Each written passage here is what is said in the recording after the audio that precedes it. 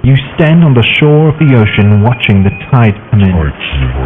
You sense the call of the sea beckoning to take you in further. You step forward little by little, not knowing what to expect, but expecting more. You keep going as the ocean calls you to enter in to deeper waters.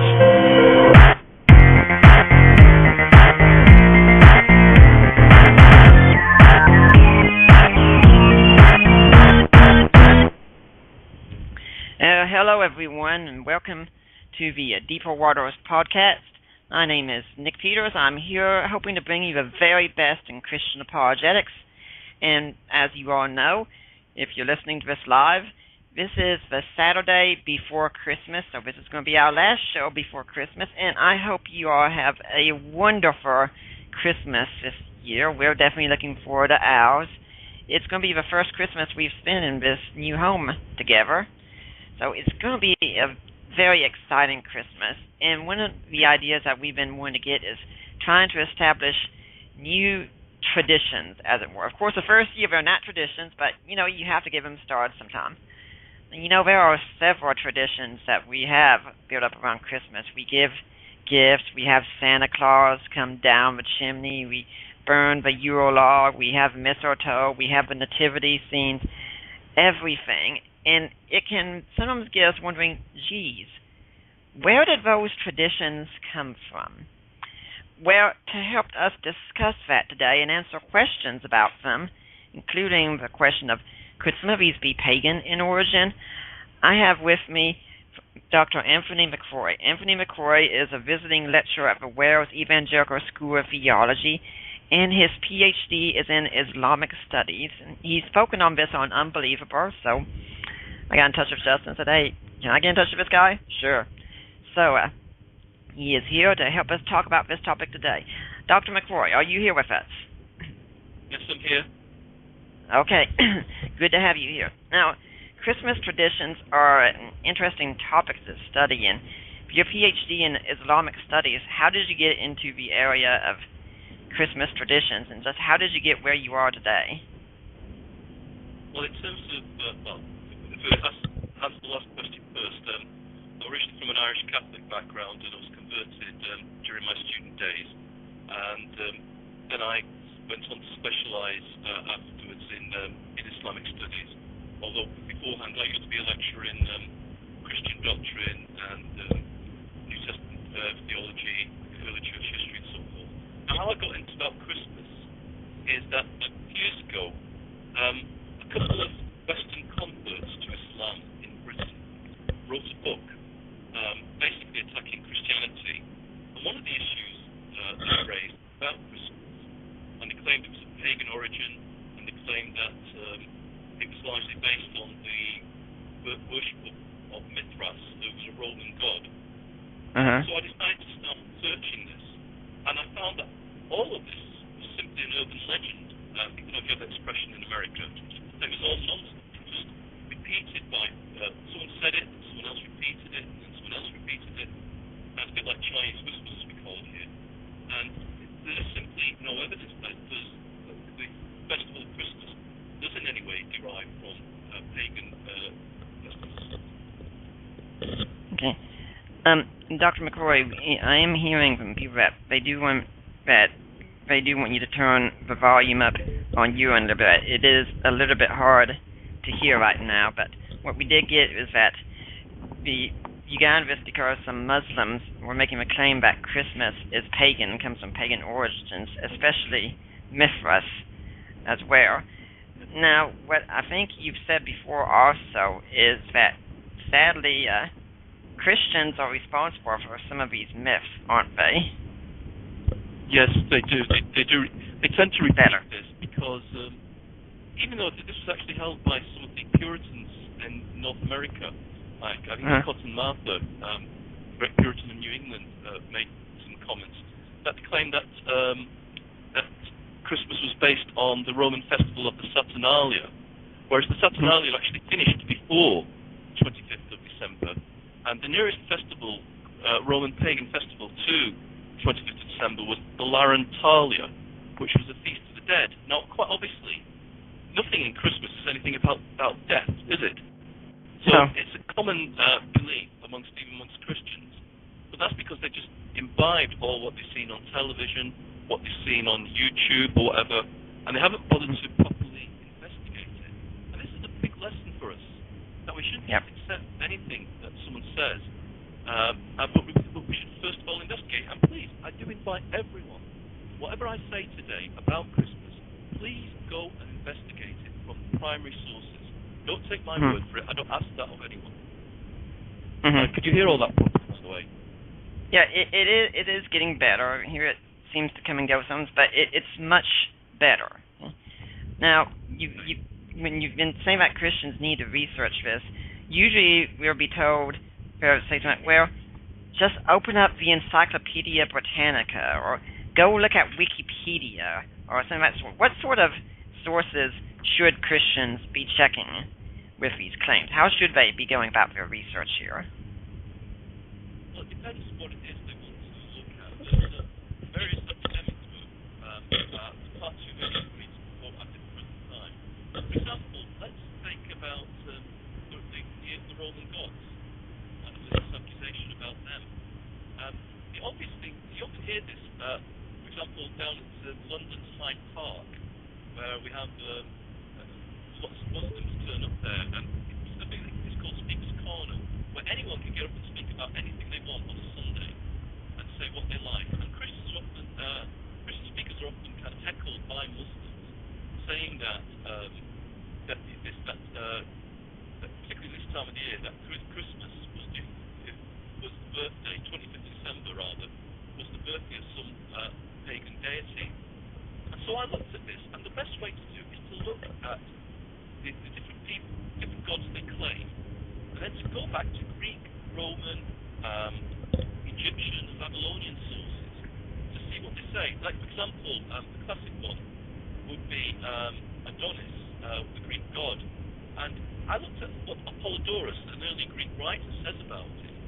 And his festival was celebrated in June and July. Dionysus, who the Romans called Bacchus, his celebration was just towards the end of November and the start of December, and then in Rome it was celebrated in March. I could go on. For example, about Mithras. The thing about Mithras, I contacted a leading academic scholar of Mithraism, and he said that no one knows if the worshippers of Mithras even had a kind of sacred calendar, and we don't know if what day, if at all, Mithras was celebrated on. And we could go on and on. Another one is Sol Invictus, the unconquered sun. This is another Roman god. And actually, when you look at, they often say that 25th of December, which is linked to the winter solstice, was his birthday. But then I looked at, there was a Dutch scholar in Canada who wrote about the worship of Sol Invictus, Dr. Heymans, and he pointed out that the holy days of Sol Invictus were August the 8th, August the 9th, August the 28th, October the 19th and the 22nd, and December the 11th, not December the 25th. And you can find this from Roman sources. That's the important thing. Go back to the original sources. And there's not one god that people, you find either atheist or Islamic apologists claiming the 25th of December, who was actually celebrated on that date. Okay. Well, I'm curious, especially with Mithras one, which scholar was asked, because Mithras is something that I've looked at quite a bit. Was it by any chance David Ulansey? Or? No. It was Dr. Richard Gordon, who's one of the leading scholars in the world. Also, he's got Dr. Roger Beck's works. Again, they just don't know. The thing is about Mithraism, just knock this on the head completely. The only evidence we have for Mithraism that's subjective is what they've left of their iconography, their painting, if you like, and also what they've left of inscriptions. Beyond that, we don't have any firm evidence about what they believe, and certainly we don't know anything about their calendar. So you keep hearing this on programs on TV and on YouTube and whatever, and it's absolute nonsense. We just have no evidence. Yeah, which leads one of the great dangers, because a lot of Christians will spread this idea that Christmas is pagan, and one of the great dangers they're prone to fall into then is this whole pagan copycat theory, where they could be told, well, geez, everything in Christianity is pagan. Just look at all this. Look at how much was stolen from Mithras, from Bacchus, from Horus, from all these other sources. I mean, that's a very real danger, isn't it? Well, again, Horus is another one that I've heard. And he, according to Plutarch, the Greek writer, in his book The Morals, his birthday was celebrated on the 26th of July. Mm-hmm. Nothing to do with the 25th, is it? Not December. Mm-hmm. So again, none of these people who make these comments go back to the original Greek, Roman, and other sources. They're basically, someone has said it at one time, that they all had their birthday on the 25th of December, and it just keeps being reproduced. And what you never see is them giving a primary source. Now, I'm a lecturer, I'm a scholar, I have to prepare people for external exams of British universities who are they're not marking you on your piety, they're marking you on your scholarship. And what I always say to my students is always go back to the original sources. They're primary sources called academia, primary sources. So if you want to know about anything about Horus, go and look at what, amongst his Greek worshippers, go look what Plutarch writes. If you want to know about Dionysius and Bacchus, the Bacchanalia, go and look at Ovid and his book, The Metamorphoses. Mm-hmm. This is what you do. You just do not reproduce what, Joe Bloggs or John Doe, I mean, we call him in America, or we call him Joe Bloggs over here. You just don't reproduce what anyone says. You go back to the original sources. Okay. Well, we've been talking mainly about December 25th, and you pretty much making a strong case that no pagan holiday, or birthday at least, was celebrated on December 25th, but is there any evidence that Christians did early on celebrate Jesus' birthday on December 25th? Well, there's not a lot of reference to it early on. We seem to think it was probably celebrated around about the start of the 4th century, or maybe the late 2nd century, because of certain things that Augustine, of Hippo, he was around at the end of the 4th century, end of the 5th century. And one of the things he does is that he attacks the Donatists. And these were a schism. They weren't heretics. They're just a schismatic group, because they thought that some people who compromised during the Roman persecution had been let back too easily. And one of the things he condemns them for in a sermon one of his sermons is that he says that he complains about them not celebrating. This is his sermon 202. He notes that they didn't celebrate Epiphany on January the 6th. Now that's quite related to Christmas, isn't it? Obviously. Now the fact is, the Donatist schism occurred round about 311. Now he never condemns them for not celebrating Christmas on December 25th. Now, if he's condemning them for not celebrating Epiphany, but he makes no mention about Christmas, then it would seem logical to infer that the Donatists in North Africa were celebrating Christmas.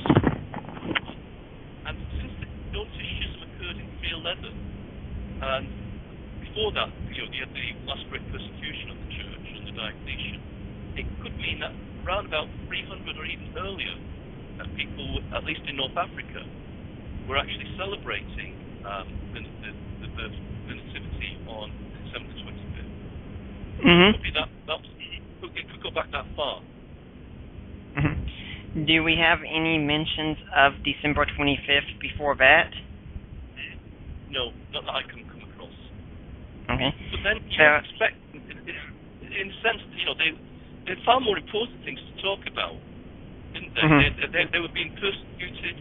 They were talking about redemption in general. So they're not going to focus on December 25th or any other day. The main thing that we do know was celebrated quite early on was Easter. Yeah, and we could even say there probably wouldn't have been much need for him to mention it, because most anyone would know that Christians celebrated on December 25th, and if they didn't know, it could be because they don't want to alert, say, the Romans, say, hey, this is the day we all gather together and celebrate if you want to come and slaughter us. And I'm not quite sure about that, because the Romans did know they gathered on a Sunday. It's simply that one theory is that the original Easter celebration that seems to have grown up pretty quickly in the 2nd century, that actually, not only to the death and resurrection of Christ, but everything else, including the birth and so forth, that gradually people began to focus on different aspects of the life of Jesus. So I think it was simply that, and that they were always celebrating. They were always going to remember the incarnation and so forth. But gradually, they began to focus on a particular date. The big rivalry at first was between January the 6th and December 25th. Even today, some of the Eastern churches still celebrate the Nativity on January the 6th. And that was why there was these two theories, and eventually, particularly in the West, December 25th won out. And my attitude to this, if I can just say, as a Briton, is we always every year celebrate the official birthday of Her Majesty the Queen, and that takes place in the warmer months. So it's a lot of pageantry involved, as you can imagine. The army are out there, with cannons and so forth. But that's not the actual birthday of the Queen. The Queen's birthday is much earlier. But we celebrate it there, basically, so the event isn't going to be rained off, and the tourists can come and see it. But the important point is, we're celebrating the birth of the Queen. It doesn't matter when we celebrate it, we celebrate that the glorious fact of our present Queen's birth. And in a sense, it doesn't matter when we celebrate the birth of Christ. It matters that we do celebrate it, because so much of the gospel is actually focused on the birth of Christ. And within the narratives of the Nativity, everything else is basically incipient. Like, for example, the angel says, you should call his name Jesus, for he will save his people from their sins. So already we get right even before Jesus is born in his human nature, he will save his people from their sins. And of course, we know by Calvary how he does that. And we can even look that he's given the name Emmanuel, which is a royal throne name, meaning God with us. And the Gospel of Matthew ends with, I'll be with you into the age. So the whole idea is from beginning to end, Jesus is God with us. Exactly. Okay. Well, we're going to go ahead now and take an early break. We've got Dr. Anthony McRoy with us, and we're talking about Christmas traditions. We'll be back, and we'll be opening up the lines for your calls after this break.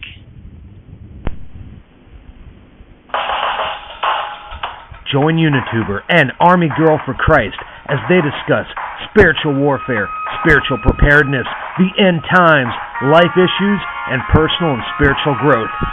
At www.truthradionet.com, truthradionet.com.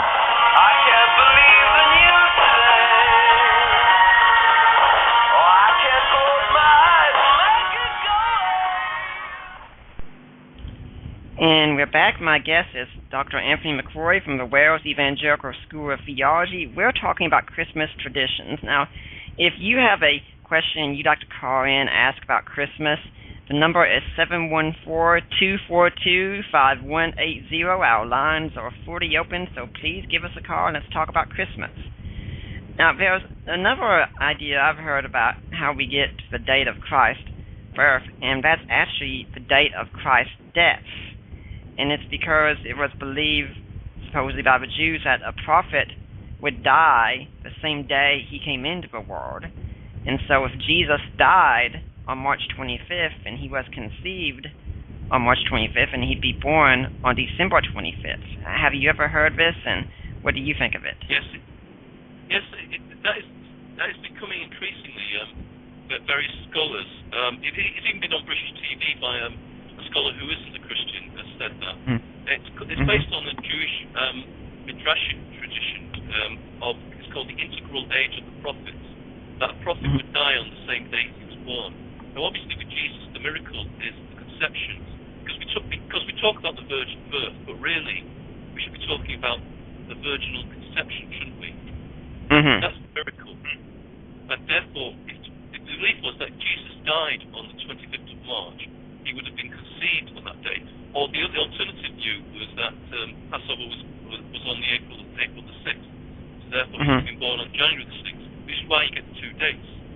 And I think that's far more logical because, as I said, there's simply no evidence of any pagan gods being associated with the 25th of December. So it's not a case of borrowing.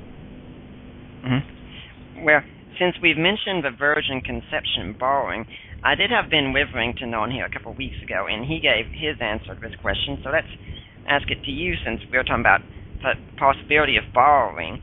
Some Muslims and such, well, probably not Muslims since they believe in the virgin conception, but a lot of atheists will say that the story of a virgin conception was also borrowed from pagan myths. What's your answer to that? Again, I've looked at this, and I can't find a single evidence of a virgin giving birth. In all the Greek and Roman, the Greek or Roman legends, it's always that the god comes and basically has intercourse with the girl. That's it.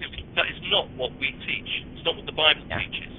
There's no intercourse between God and Mary. Right? It's this very, very different idea. Again, I challenge anyone who's saying this not to just repeat a factoid, an urban legend, but to give an actual Greco-Roman source. Like I've mentioned, people like Pausanias and people like that, and so forth. And that's what I want. Please give me that. But like if you can't find that, then just recognise that it's simply not accurate.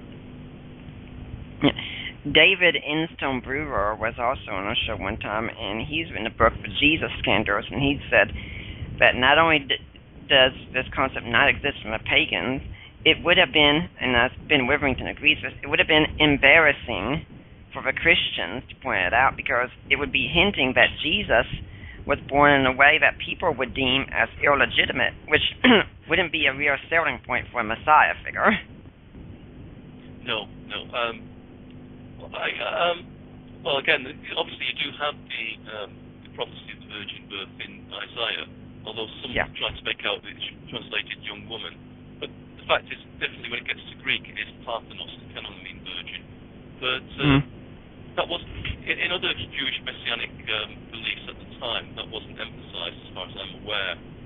But still, when you got to the pagan world and you're telling people about this, either they would have laughed or assumed it was along the same lines as their legends about sexual intercourse between gods and humans, which is definitely not what the gospel teaches. Yeah, but I can already imagine that some atheists out there are saying, well, isn't that what Justin Martyr said to the emperor, though? Didn't he say, we don't believe anything really different from what you all believe?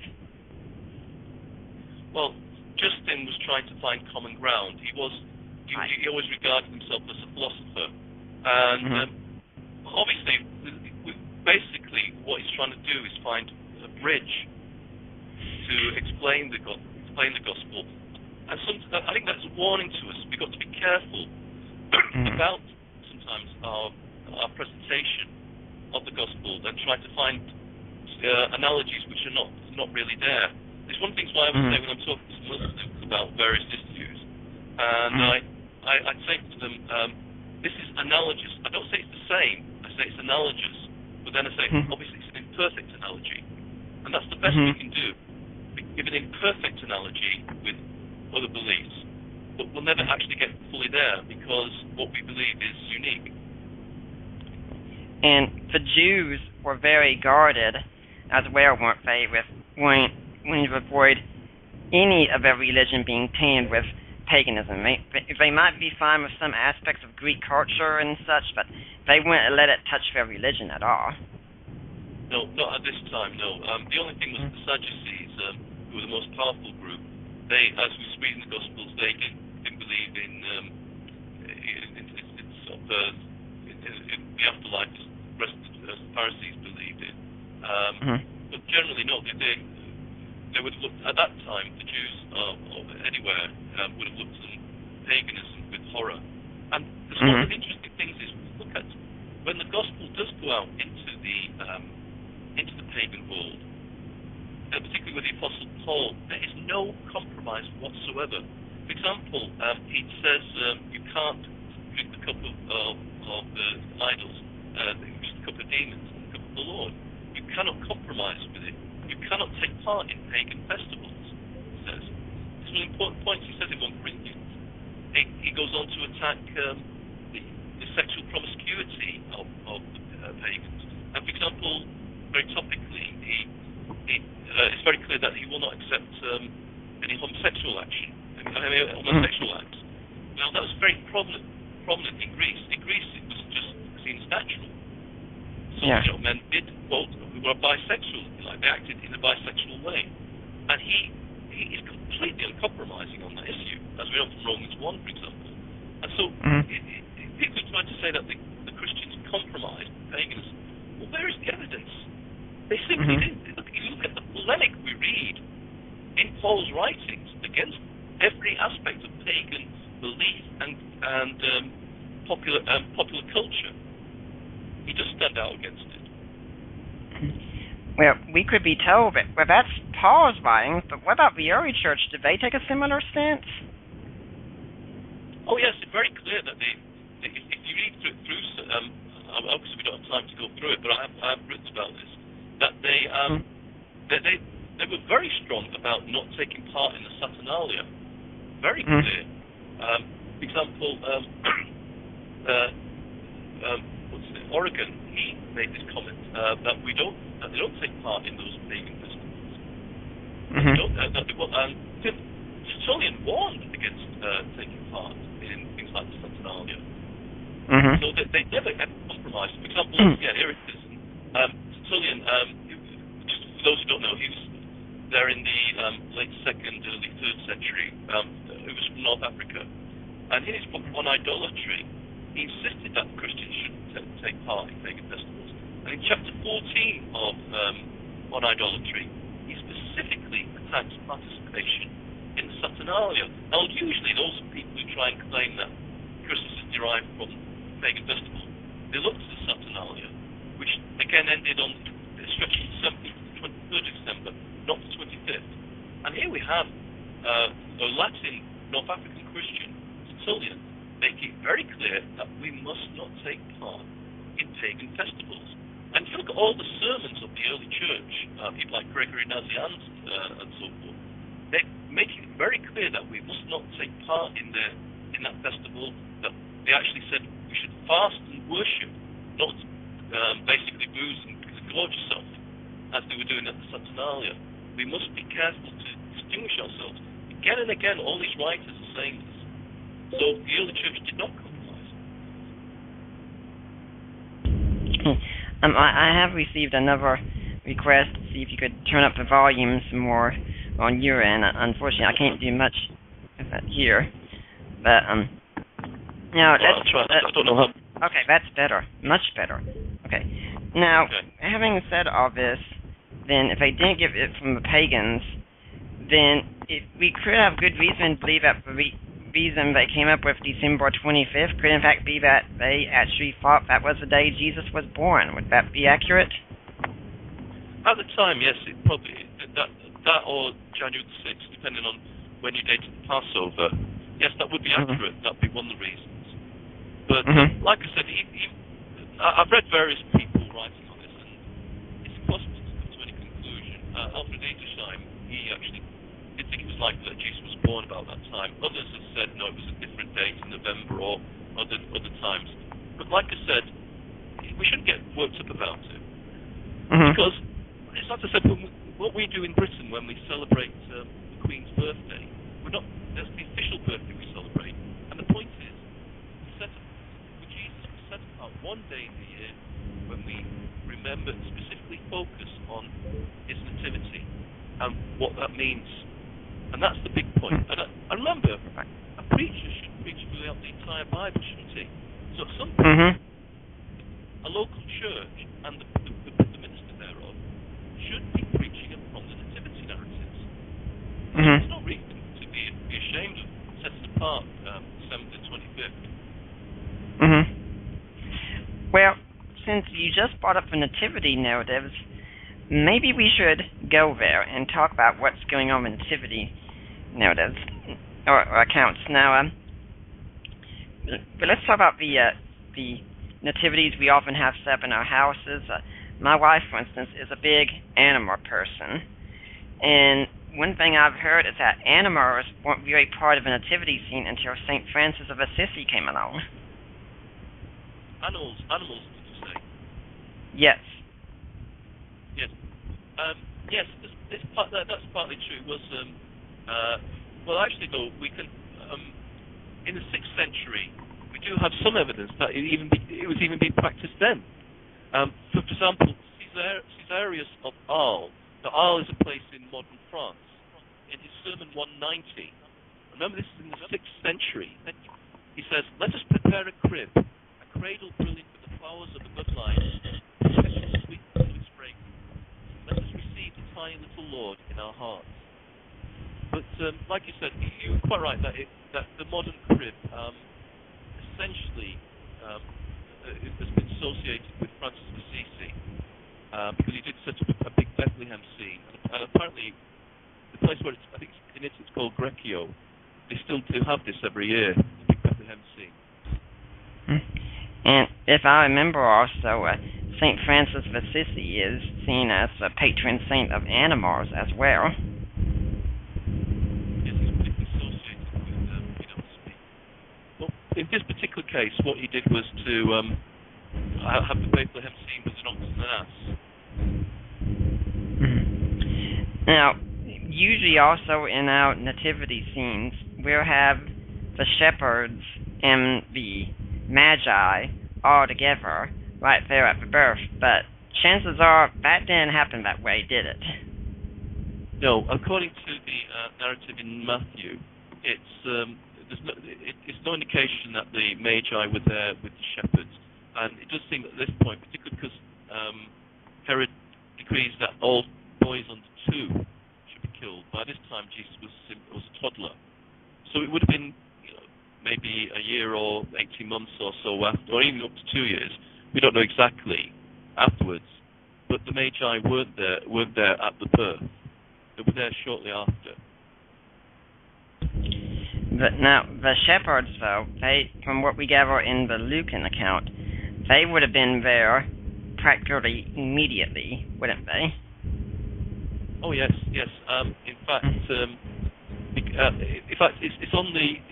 They come from there's a town on the West Bank called Beit Sahor, and the actual insignia of this Palestinian city is the shepherds, and this is quite likely the place where they were. They would have been what is now Beit Sahor, which is quite near Bethlehem, and it's there they would have been told by the angels that Jesus had been born. There was a Jewish tradition that the first revelation of the Messiah would come from Migdal Eder, which it was called then, where the shepherds would watch the temple flocks all the year round. And so it's quite likely that the shepherds were rearing sheep for the temple sacrifice, which then, if you think back to it, when Jesus is first revealed as a grown man, John the Baptist states when he sees him coming, "Behold the Lamb of God who takes away the sins of the world." So it's quite, and remember that Jesus laid in a manger for shepherds to see. So the Messiah, whose dominion, if you like, was revealed at Migdal Eder to the shepherds, caring for sacrificial sheep, encounter the Messiah in the city of David, Bethlehem. They find him in the manger, the sacrificial lamb, who will save his people from their sins. Now, before that time, were shepherds seen, I know they were seen on the way to the Egyptians, were they usually seen as a more shameful lot, a group that you really couldn't trust, that Jews didn't hold shepherds in high esteem? Well, sometimes I've heard this, but we need to remember that David himself, King David, caring for sheep. And one of the titles of the shepherd is sometimes used of God in the Old Testament, sometimes used of the king. So it might be the kind of work that a lot of people wouldn't want to do, but I think we've got to be careful about exaggerating this too much. Right, but the shepherds coming, they also definitely would not have been the most noble people out there, so Christ has... Oh. Yep. Okay. No, they were very ordinary people, yes. Which would mean the first very revelations of Christ to come to other people would in fact have been to the peasant common folk that were out there instead of the great nobles. Yes, but I'm not convinced that is the particular import of the nativity narrative. I think the point is that were probably shepherds rearing sacrificial sheep for the temple, and that's the point. Just looking back then, and that David was a shepherd, and near Bethlehem, and this is to show the parallel between David and the fact that Jesus is going to be the sacrificial lamb. I think that's the big point that we want to make out. That there's no real emphasis on the fact that the shepherds are just lowly characters in the narratives. We've got to stick to what the text actually says and not go beyond it. Now, on the other hand, we can look at the Magi who come later and treat Jesus in a very different way than the shepherds do. So what can we learn about the Magi? Well, again, there's two theories of it. The one I would think is right is that the Magi, we know the Magi were the priests of Zoroastrianism. Now, Zoroastrianism was the religion of ancient Iran, and the temples of its religion stretched from Armenia to Afghanistan and south to Bahrain.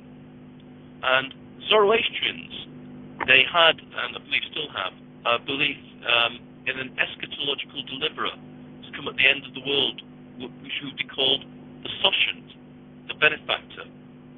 And in Zoroastrian sacred texts, it tells us about him that he would teach us the straight paths of blessedness in this life, true paths that lead to the world where Ahura Mazda, in other words, the God of light, a faithful man, well-knowing and like the God of light, Ahura Mazda. And so we're looking to that, and also, they were also looking for the fact that he was going to be virgin born. So the Soshant would be born of Zoroaster's seed, preserved in Lake Kasoya, but he would be virgin born. This is the important thing. And then another text says that he would embody righteousness, and that when he comes, he would drive evil out of the world and establish the right order. So this is probably what was going on in their minds. They'd heard of someone who was born of a virgin, and somehow God communicates to them that this has happened in Bethlehem. Okay, well, that's a fascinating point for us as we're coming to our second break. Gives us a great point we can come back to. I'm Nick Peters. This is the Deeper Waters podcast. We're talking about Christmas traditions with Dr. Anthony McRoy from the Wales Evangelical School of Theology, and we'll be back after this break. It's here, the official Rock Radio mobile app.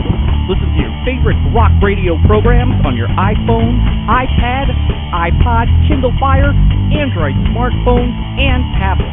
The best thing is, it's absolutely free. Download it now from the iTunes or Google Play App Store, or get a link at our website, cyiworldwide.com. Rock Radio, Christian radio that doesn't suck. And I'm Nick Peters. This is the Deeper Waters podcast. We're back. We've got Anthony McRoy here talking about Christmas traditions. Now, you've just been saying these Magi have been coming looking for a king. So what would it mean then if Herod's sitting in his palace and all of a sudden here come these rulers, these Magi rather, from a foreign land and saying, hey, we're looking for the new king. Where is he?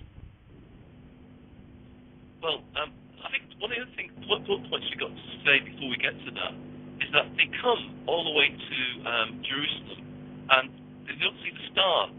The star brings them to Jerusalem, but doesn't bring them further at that point. At that point, then, they say, we've heard of this King of the Jews being born, and they find out where he's going to be born through the Old Testament, what we call now the Old Testament, the biblical text.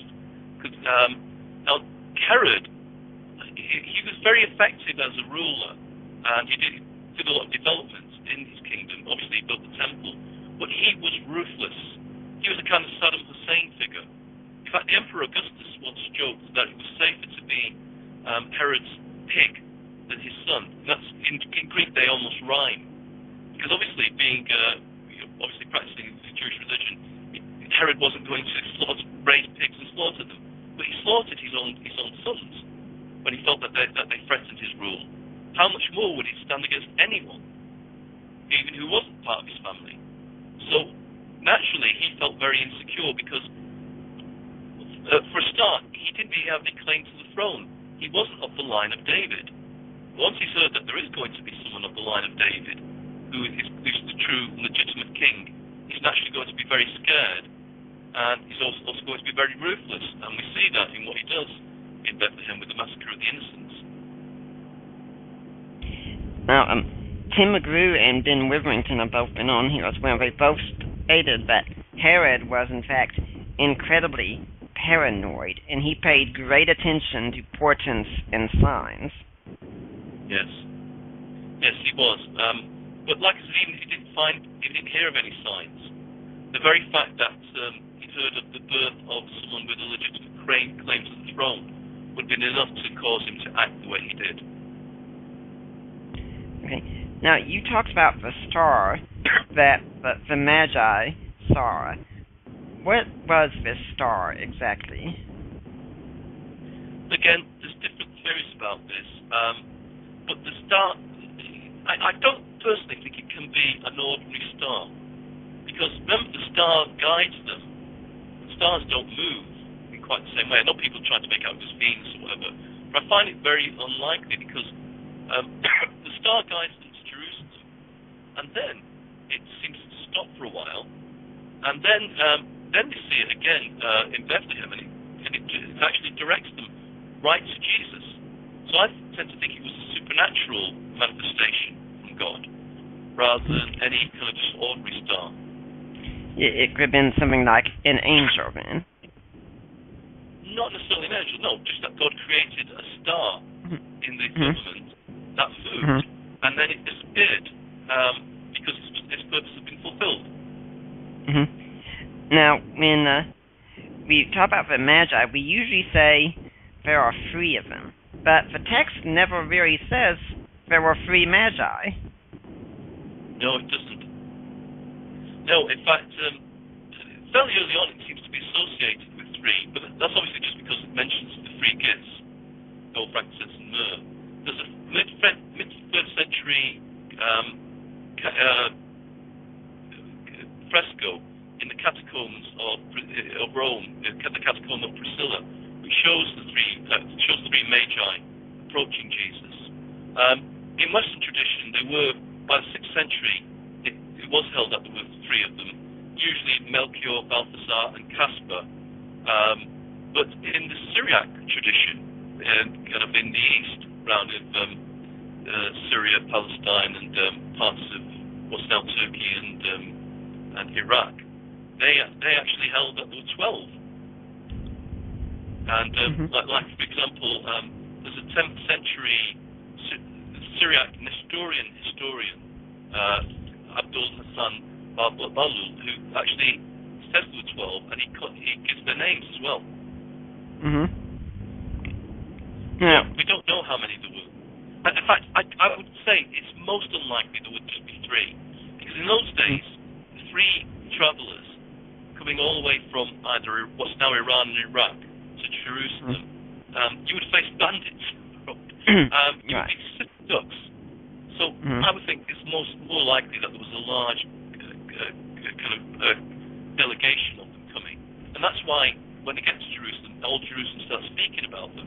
If only 3 people came, no one's going to notice. If there's a big delegation of Persians turning up, then obviously that's going to set tongues wagging, and King Herod's going to hear about it, isn't he? Yeah.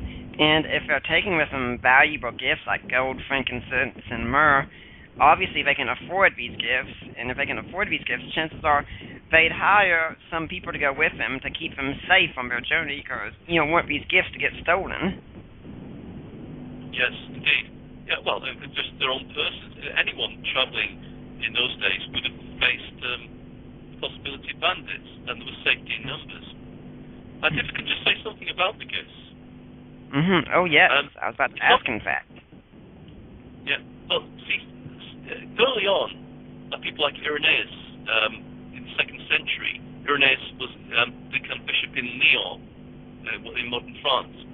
He said it was myrrh because he was he who should die and be buried for the most human race. Gold because he was a king, of whose kingdom was no end. And frankincense because he was God, who was also made known in Judea and declared to those who sought him not. Yet the text never says that. The text of the Bible never says that.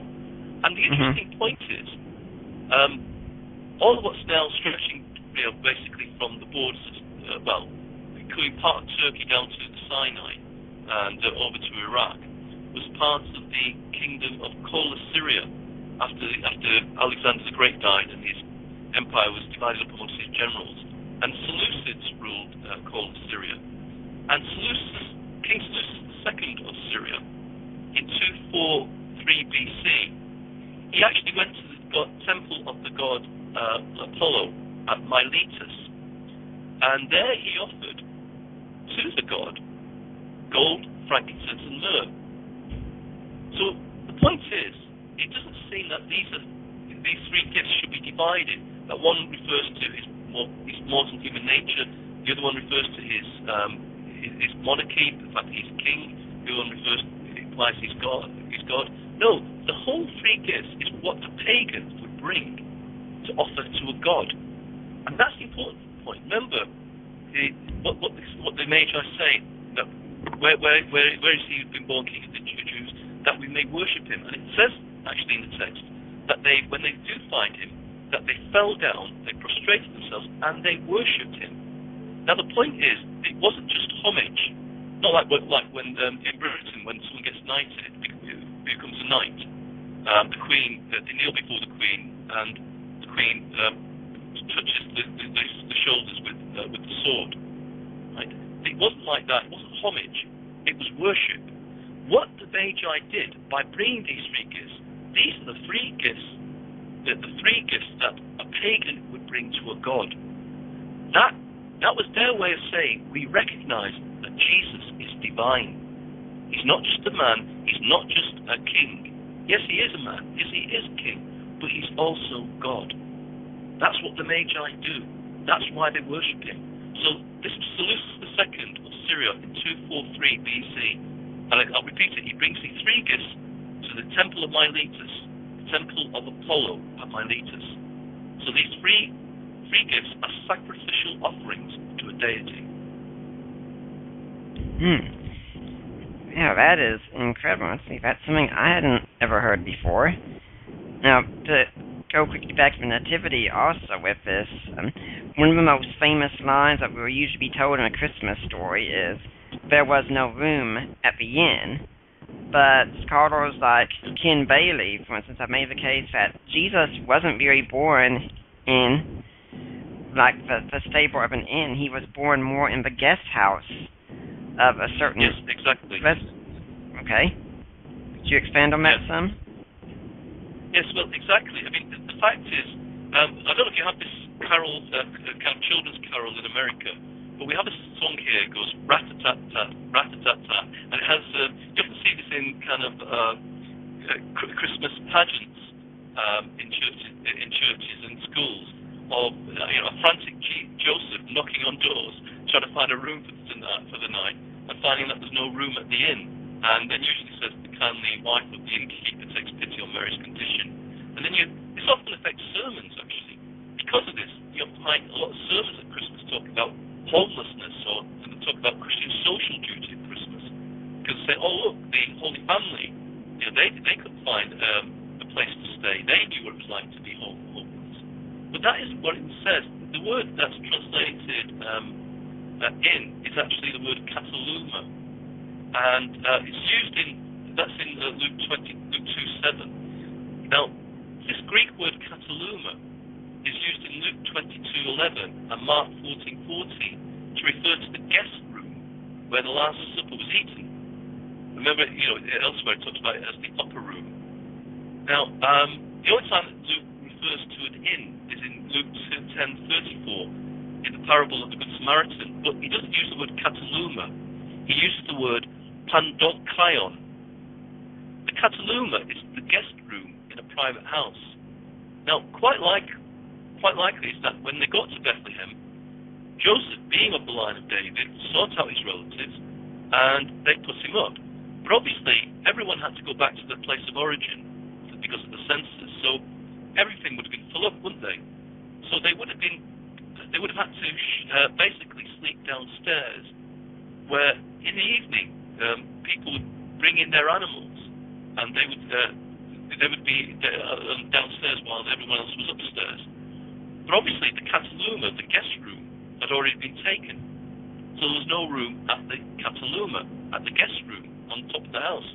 So they had to stay on the downstairs floor, and that's why Jesus. They're with the animals. That's why Jesus is born placed in a manger. So he's not born in a stable. It's not because there's no room at the inn. They're born in a normal house. It's just that they have, because it's crowded, the guest room's already taken.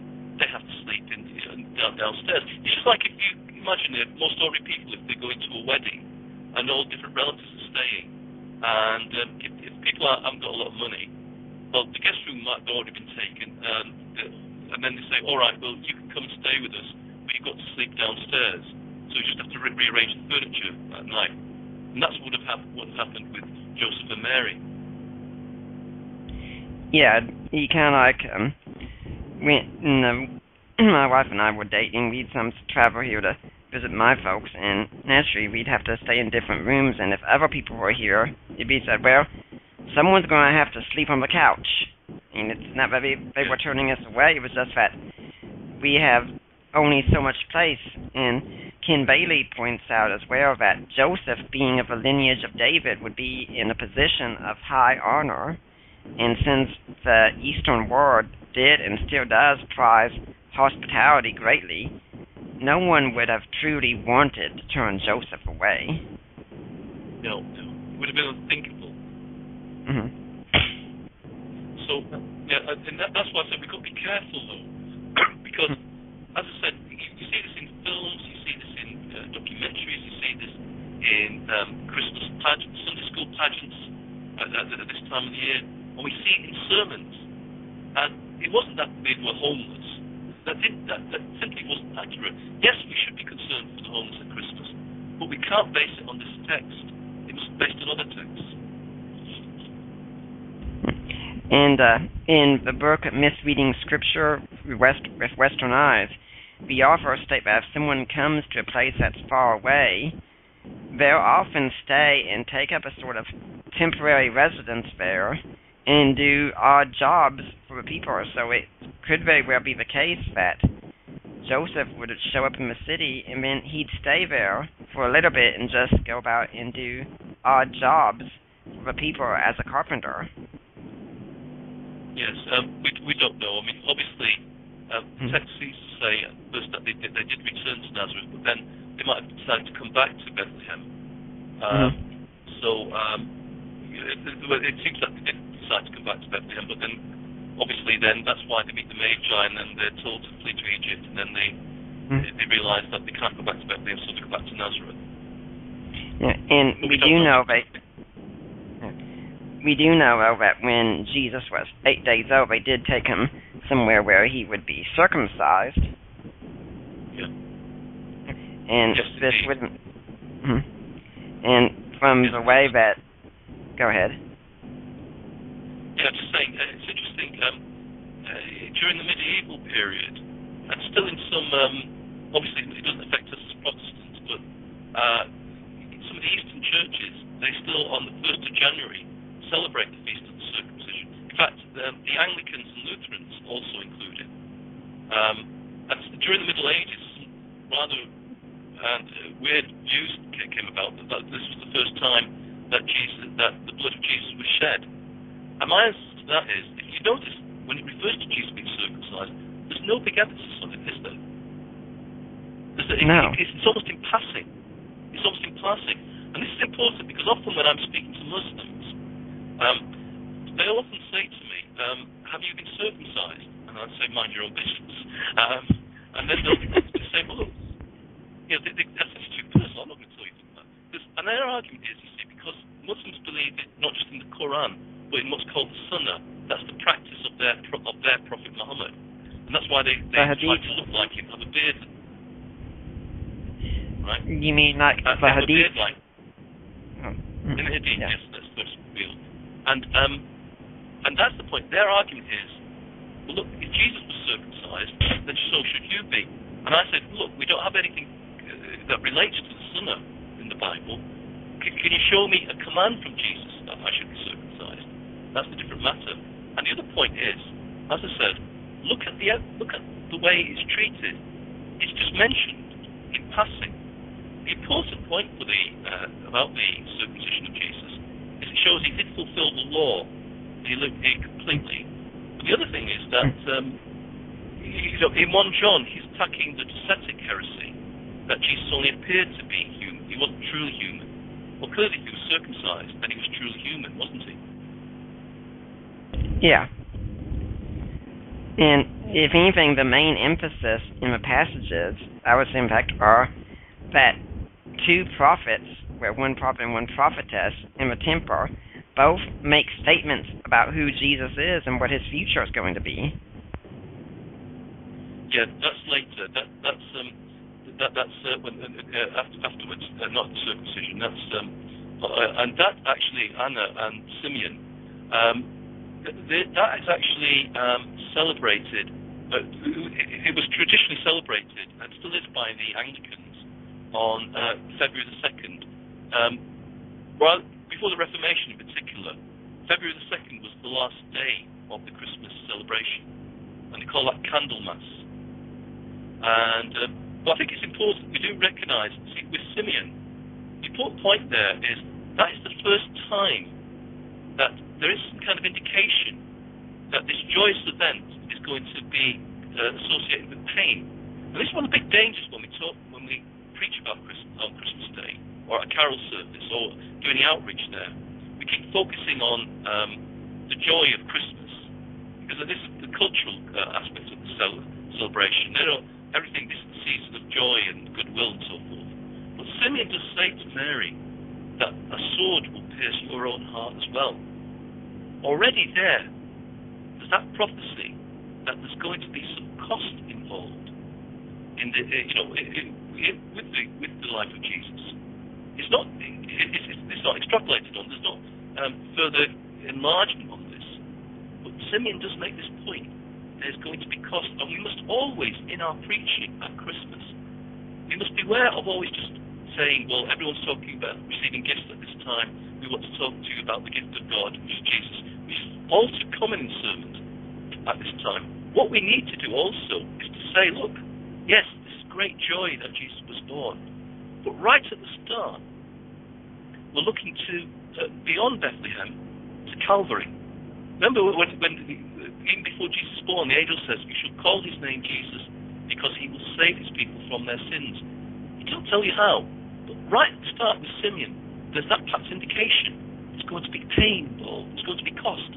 And then later, after we just talked about the Magi, Herod tries to kill Jesus. So already there, we get this indication that the life of Jesus, right in the nativity narratives, is in danger.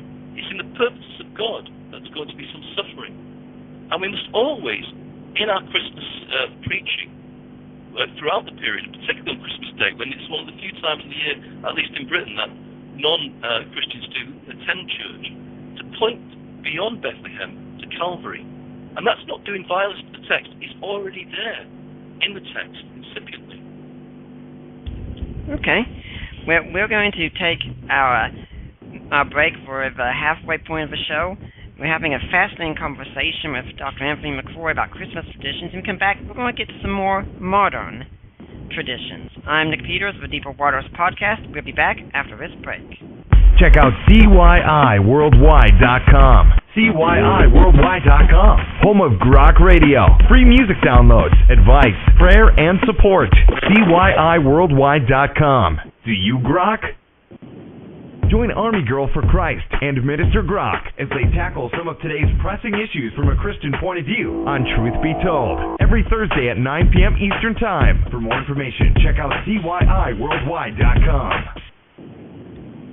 And we're back with the Deeper Waters Podcast. My guest is Dr. Anthony McRoy, a visiting lecturer at the Wales Evangelical School of Theology. We're talking about Christmas traditions today. Now, if you're listening next week, my guest is going to be David Robertson of the Solar Center across the pond as well. And he's going to be talking about his book, Magnificent Obsession.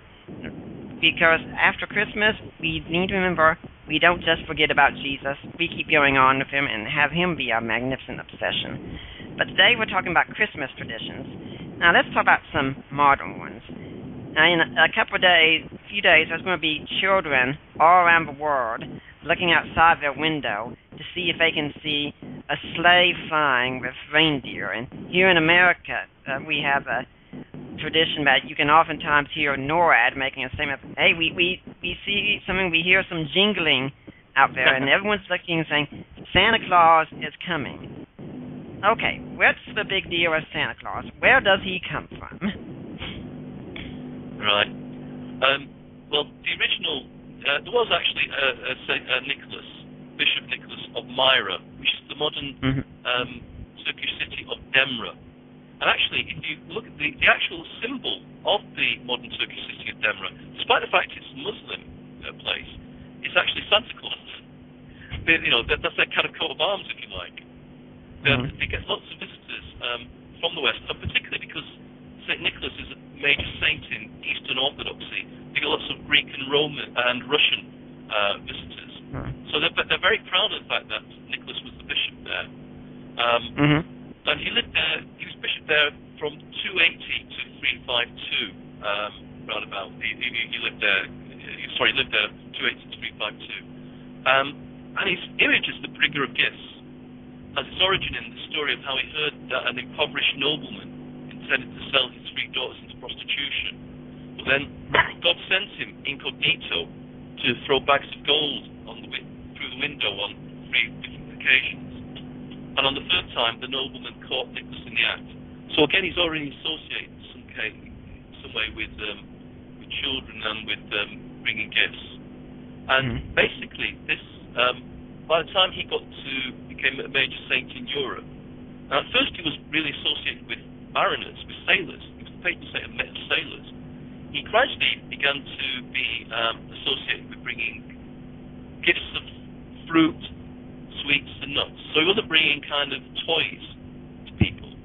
He was bringing sweets and nuts. And in the Netherlands, Switzerland, Austria and Germany, particularly southern Germany, people celebrate St. Nicholas Day on the 6th of December. But St. Nicholas isn't like Santa Claus in America. He appears in kind of bishop's robes. And in the Netherlands, he doesn't come by sleigh, he comes by boat from Spain and not Lapland. And then he presents fruits, gifts of fruit, sweets and nuts to good children, often in shoes or clogs or stockings. And that's basically, that's why even today people still celebrate in those countries, St. Nicholas Day on the 6th of December. And it's only much later that he became associated with the North Pole. Now, there are some people who think that Nicholas of Myra was actually at the Council of Nicaea as well, and there's a legend that even says he slapped down Arius the heretic. Yeah, it's just that. It's the tradition that he attended the Council of Nicaea is possibly valid. That he slapped the face of the arch-heretic Arius at the Synod, I think is most unlikely. There's no evidence for that. That's too bad. No. We don't want to encourage our pastors to become violent, do we? So we should be glad he didn't do it.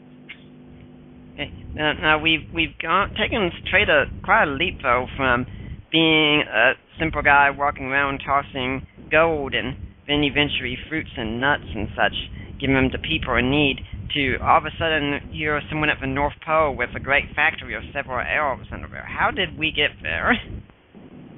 Well, essentially, the modern Santa Claus is an American creation. See, the Dutch called him Sinterklaas. And you've got to remember that New York State was originally the New Netherlands. New York was New Amsterdam, wasn't it? So there was Dutch traditions there.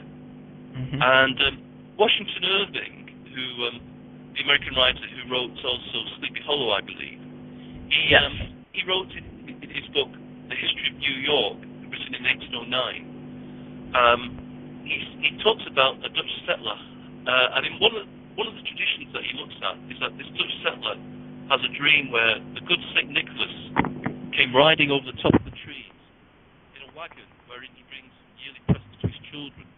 But he's not dressed the way modern Santa Claus is dressed. He's dressed as a kind of a Dutch burgher with a broad hat and a long pipe.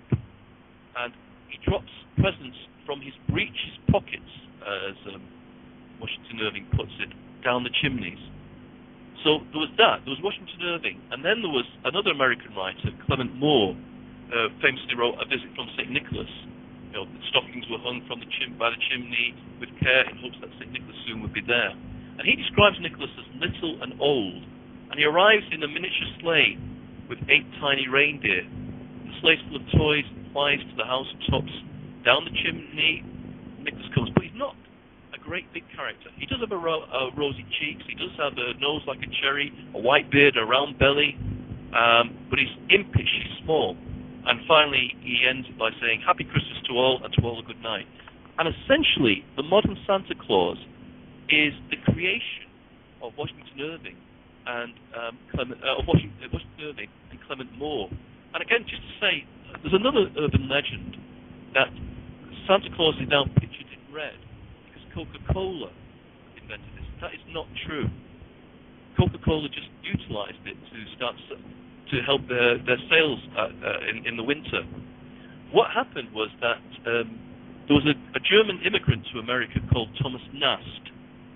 Right. And first of all, his first depiction of Santa is that he shows him giving during the Civil War, dressed in the stars and stripes, giving gifts to the Northern troops. My apologies to all people in Tennessee, but that's how he pictured him, right? But then later he pictures him in tan. But then they invented colour printing, and tan. This is when he puts him in tan. But tan, it doesn't look very impressive, and so he thought, well, let's put him in red. That sticks out a bit more. So by 1881, Nast is depicting him as, with the long white beard, holding toys, the pipe, big round belly, etc., etc., and in this red and white dress, which we associate him today. And so therefore, the sleigh comes in with Clement Moore. The presents come in with Washington Irving, and the red depiction comes with Thomas Nast. So essentially, the modern Santa Claus is a creation of 19th century America. Now, do we have any tradition of gifts being given by someone that show up on Christmas morning outside of this, like before Washington Irving? Or did Washington Irving make it up wholesale or what? No, it wasn't. Remember, this is happening at St. Nicholas Day, not at Christmas. Okay. As Christmas began to balloon in the 19th century, it drew, with Clement Moore, brings him over to Christmas Day, and because then he's giving gifts. Now he's giving, later on he's giving toys. So he moves essentially from the 6th of December to the 25th. And they see, it's always a tradition for centuries to exchange gifts on New Year's Day. In fact, Queen Victoria, to Her Majesty's dying day, to the end of Her Majesty's life, Queen Victoria always gave gifts on New Year's Day rather than Christmas Day. But then, as I said, as Christmas began to blossom, it basically, like a magnet, it drew the gifts from New Year's Day to the 25th of December, and of course that got associated with Santa Claus, originally bringing sweets, but now bringing gifts. And the other thing that happened, I don't know about it, in Britain, we have something called Christmas cake, which is kind of like a fruit cake with icing on top. I don't think you have it in America. That originally was given on the 12th day of Christmas. Do you ever read Charles Dickens's book, A Christmas Carol? He talks about the 12th day. That was what he gave on the 12th day of Christmas. And now it's what you eat on Christmas Day.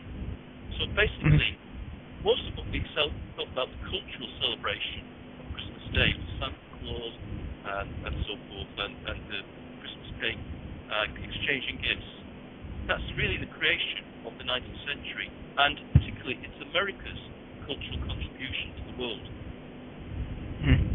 So the giving of gifts doesn't really have anything to do with the Magi, then, does it? No, not really, no. Like I said, that doesn't seem to have been at all associated with the early spiritual celebration of Christmas, or of the Nativity, not in the early generation. Most of what we associate with Christmas now, with the cultural side of it I'm talking about, that's really a creation of the 19th century. For example, the spread of the Christmas tree. The earliest reference to that, the Christmas tree, it's not a pagan article. The earliest reference to Christmas trees is from 16th century Rhineland in Germany, and it was brought to Britain originally by the wife of King George III, who, although he's not very popular in your part of the world, he's very popular here. He was a true Christian, by the way. And George III's wife, they came from Germany. They actually, Queen Catherine, they actually Queen Charlotte, they actually celebrated in their home.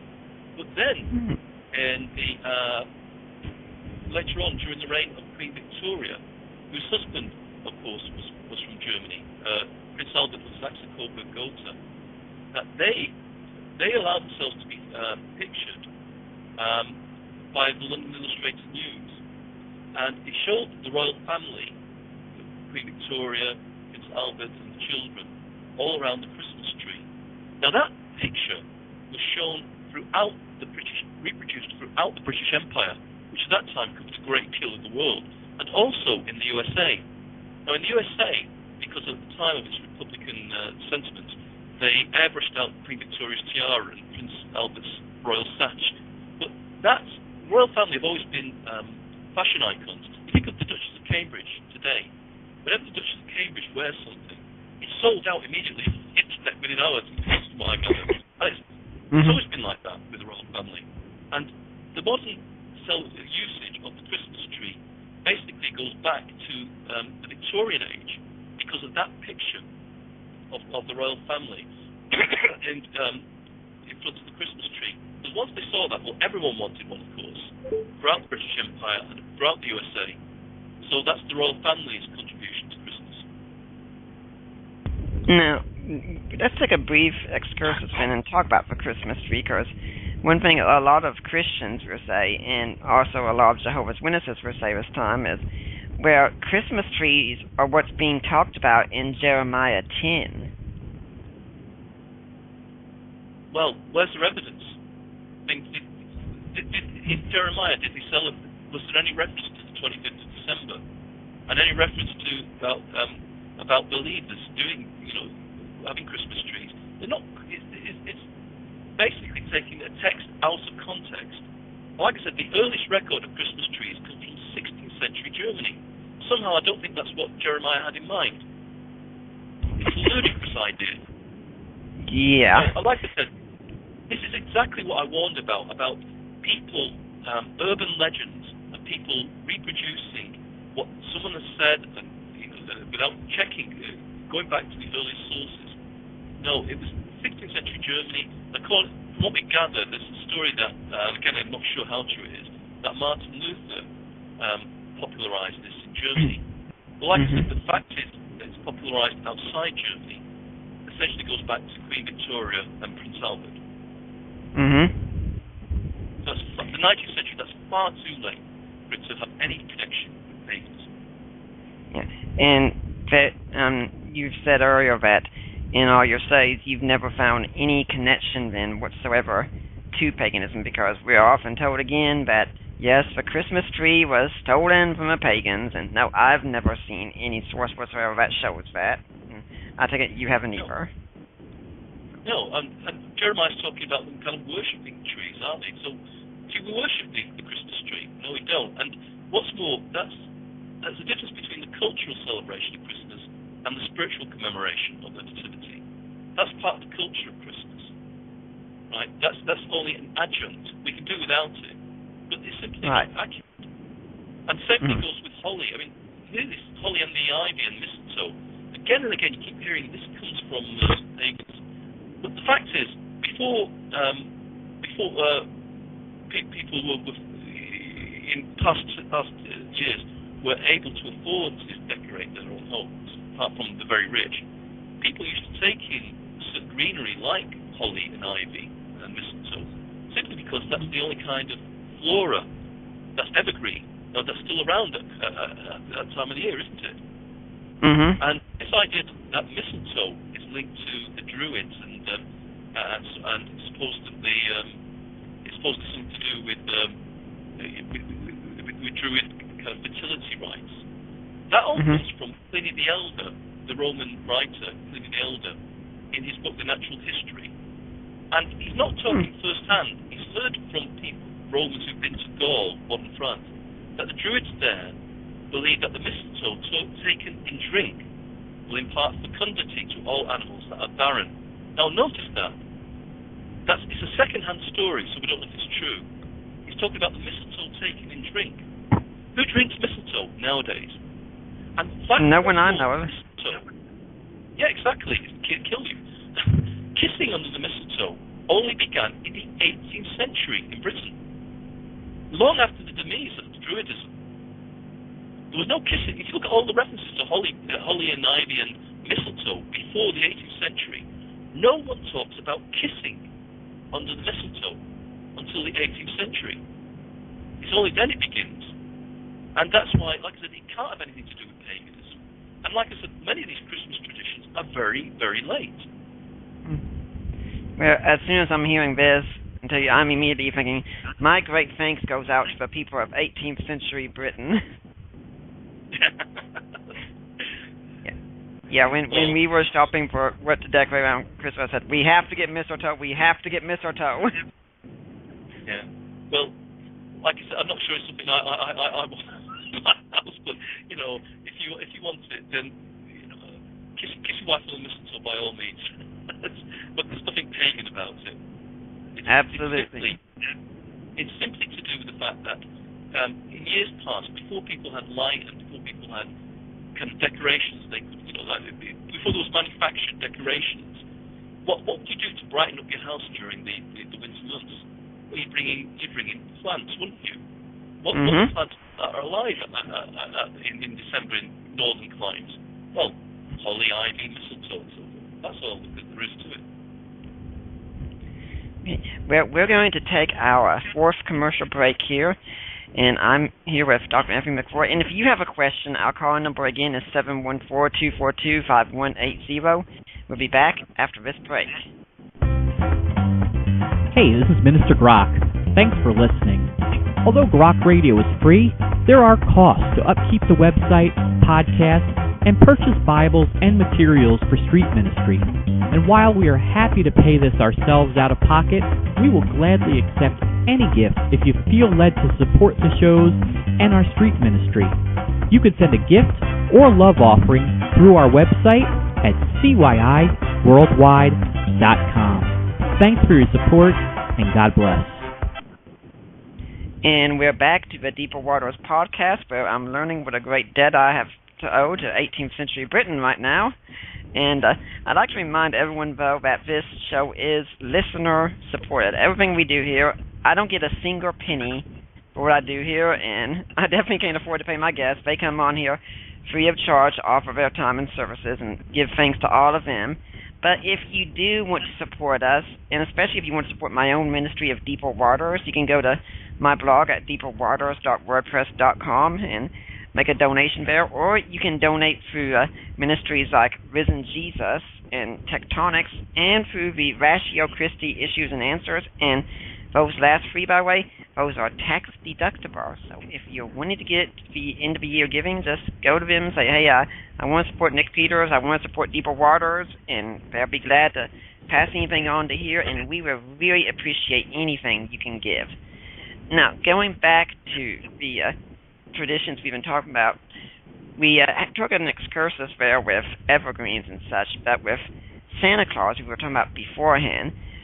Now, how exactly, though, did we get to the idea of him living at the North Pole and having reindeer and elves working for him? Well, remember with the reindeer, that was Henri Clement Moore.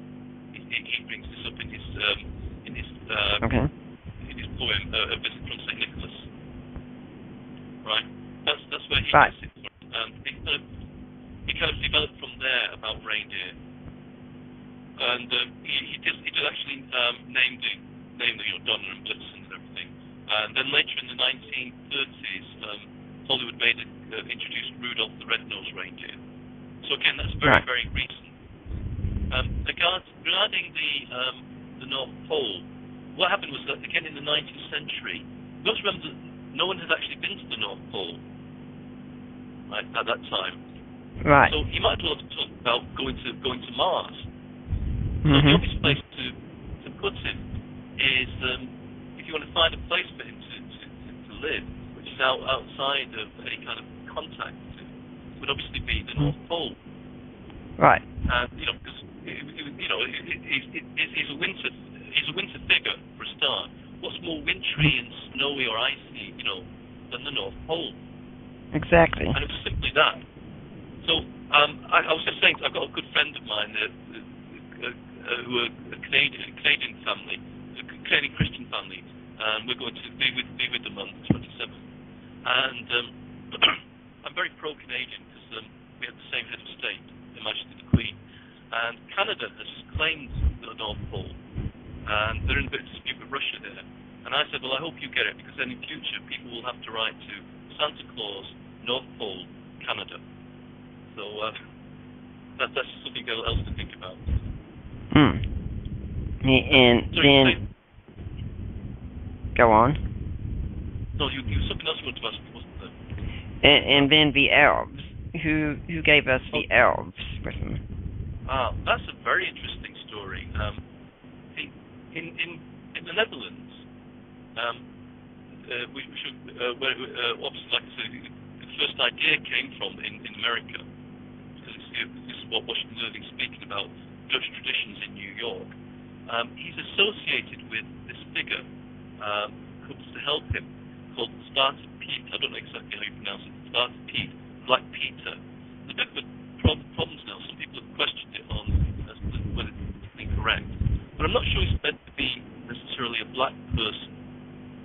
Some people say he was supposed to be some Moor who'd been captured, or a black slave who'd been emancipated, or the devil who Nicholas has conquered, or someone covered in chimney soot. But in Austria and southern Germany, and Switzerland, he's far more frightening character. In Switzerland, he's called, there's a singular figure with him called Schmutzli, and the best way to describe him, he looks like a monk. He's in monk's robes, and he's completely blackened appearance. And I don't mean in the racial sense. I'm making out he's trying to hide his features. So it's quite frightening. And it's even more frightening when you get to Austria and southern Germany, because they have someone called Krampus, which basically looks like the devil, with horns and a tail and everything. And he brings with him a chain, and he also brings with him some rods. And the original idea is that in each of these cases, in the Netherlands and Austria and Germany and Switzerland, that Santa Claus would ask the child, ask his parents, has he been naughty or nice? And if he was naughty, I think in the Netherlands they'd write him down in the book. But in Austria and southern Germany, Krampus would actually come along and start beating them.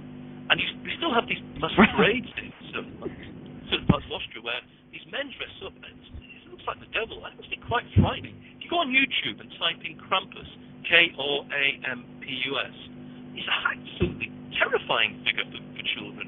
And often, I've heard cases like what happened with that. The teacher will come along down around Christmas time, walking down outside the classes, and start rattling a chain, and all the children will run and jump under the tables because they're scared that Krampus is going to come. And in some parts, in some of the kind of rural areas of Germany and Austria, what they'll often do, the parents will have been approached by people playing Krampus, because they all know each other, of course, and they'll say, right, my child's been a bit naughty, you come and pick him up and put him in your sack, or you put him across your knee and you spank him a little bit with the rods, which I'm not sure you'd be allowed to do these days. But you can see why children would be scared. And that's where you get the idea of, like in the song, he knows whether you've been naughty or nice. And you would actually be punished. And but then when he got to America, instead of having the singular helper, who was basically an imp, whether it be like I said, it looks like the devil almost in Austria and Germany, and even so, he's still in Switzerland, still very frightening. He metamorphosed into not just one elf, but several elves, and it became Santa's little helpers who were helping him make the toys instead of helping him punish the wicked. So Santa would give a gift to the nice children, the naughty children would get spanked or put in a sack. Yeah, and these elves traditionally also haven't been along the same lines of elves such as in Tolkien's novels, for instance. No, it's purely a 19th century creation. It's just an American metamorphosis. That in Austria, Germany, and Switzerland, and the Netherlands, he's not coming as Santa. He's coming with St. Nicholas dressed in bishop's robes. But by the time he gets to America, by the time all this is invented in the 19th century, St. Nicholas has stopped being a bishop so much. He's become the jolly red giant we all know, with a massive belly. Right. And his lamp has been toned down from this horrible imp who beats children into Santa's cute little helpers, and they become multitude themselves. So it's all very, very recent traditions. I'm actually thinking about how much traditions change right now when it comes to America, because when Hindus started making a foothold over here and wanted to bring reincarnation, they found out, or rather transmigration, they found out Americans weren't too happy with the idea of coming back as a rat after they died.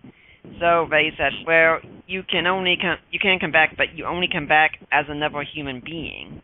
And then most Americans, oh, okay, we can do that. And so I'm thinking, I wonder if Krampus pretty much got the exact same treatment over here with Americans saying, we don't like that, let's change it. Yes, although there was an article in one of the British papers last week that it's in Portland, I forget where the other place was, two places in America. They're hoping to have, they're planning Krampus festivals at Christmas. So he's making a revival there, which would be quite frightening for the children, I promise you.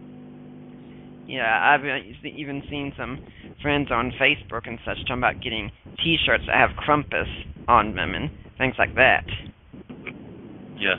Well, basically, like I said, it just got toned down because it wanted to make Santa as cute as possible, and so obviously you transform him into his helper, from an imp, a horrible imp, into a cute little elf.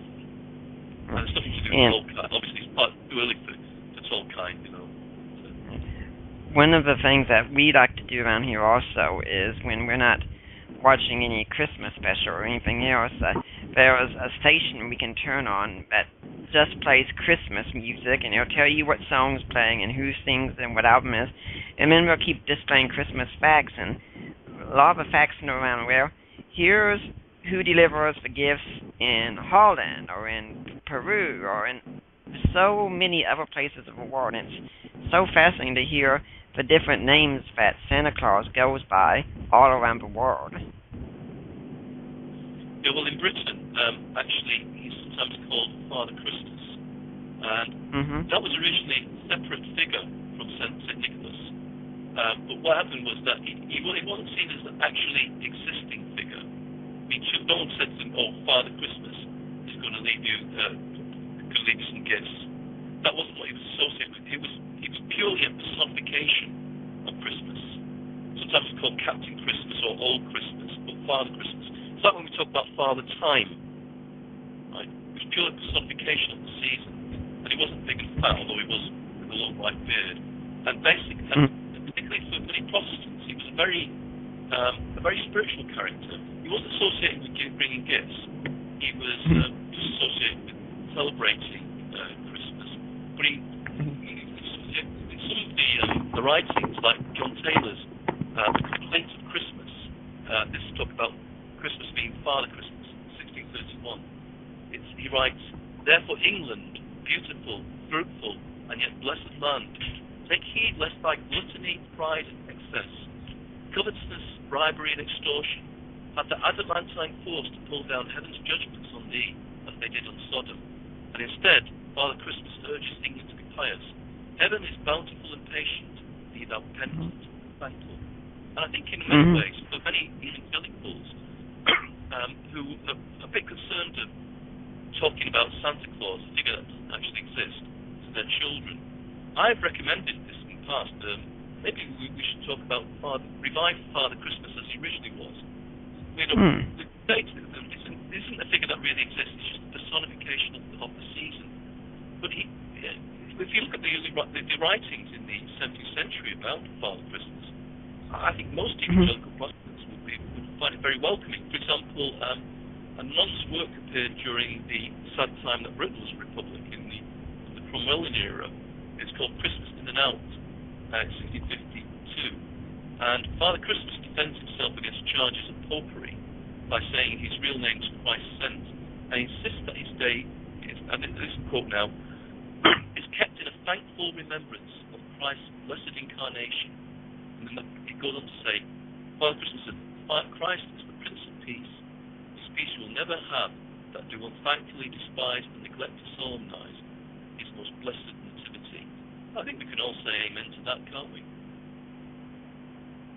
Yeah, I certainly can. And it's so amazing that you made this statement when you did, because one of the questions I was going to ask you soon would be, what should parents do? Because a lot of Christian parents do wrestle with this, because they say, we want our children to have the joy and gifts and benefits of Santa Claus, but at the same time, we don't want to be lying to them or giving them a myth or having them say later on, well, geez, if Santa Claus isn't real, maybe God isn't real as well. So they feel like they're walking a fine line. So what should Christians be doing meanwhile? Do you have any recommendations for that?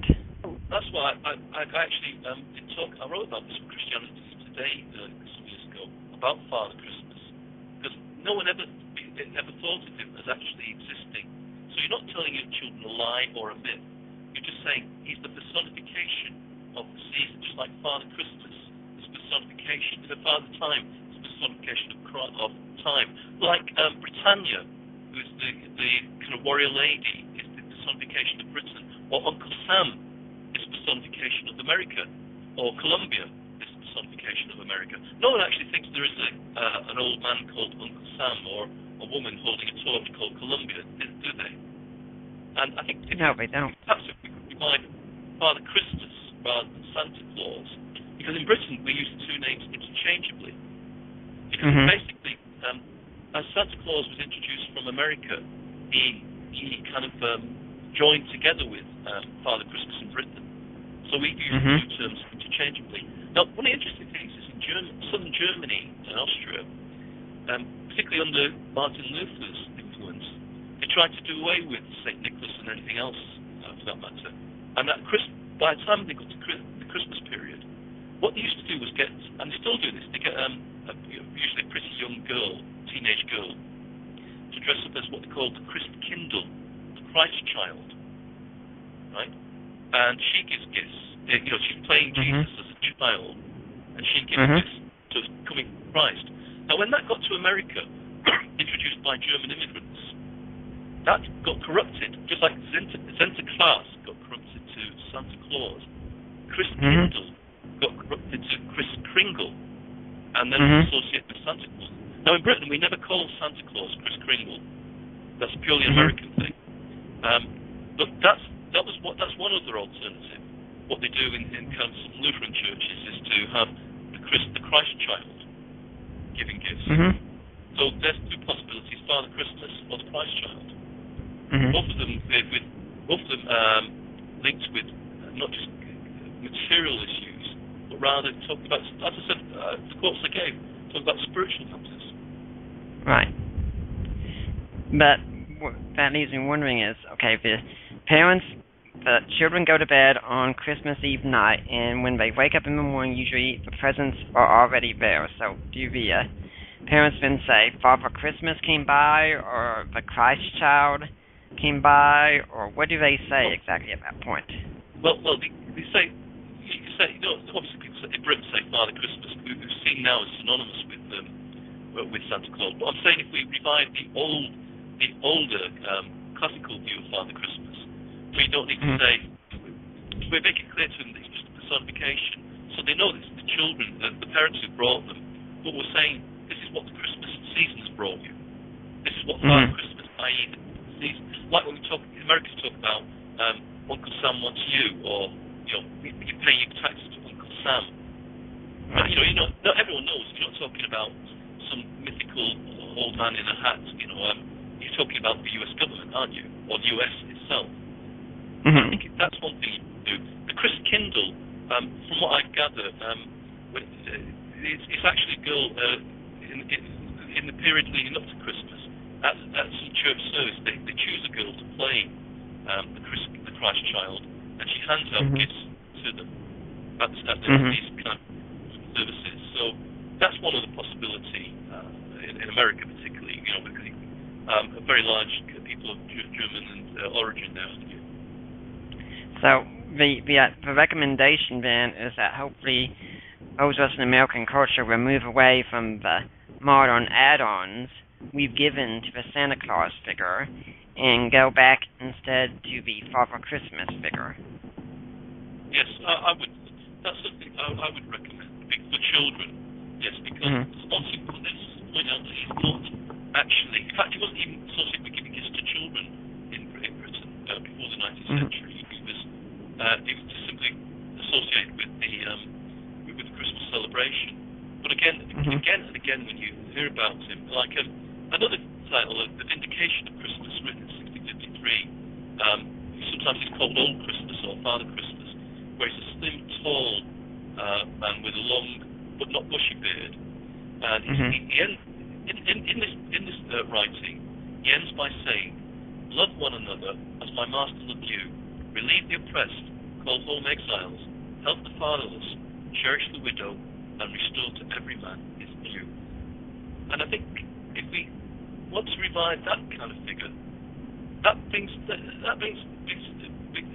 focuses our attention not simply on someone who gives gifts, but someone who's the personification of the ethical and worshipful attitudes we should have, not just at Christmas, but at all times. But just the focusing on them to say, yes, love one another as my master loved you. You can't get much more Christian than that, can you? No. Well, it's time for our next break. We do have a caller, so how about, would you be open to, when we get back from the break, taking a caller question? Sure, by all means. Okay. Well, caller, stay on the hold. We'll get back to you after this break. Oh, yeah. Hey, folks, it's Will ZPI, and you guys got to check out CYIWorldwide.com, home of The Grok Show, free MP3s, music, advice, and even prayer support. That, again, is CYIWorldwide.com. Check it out.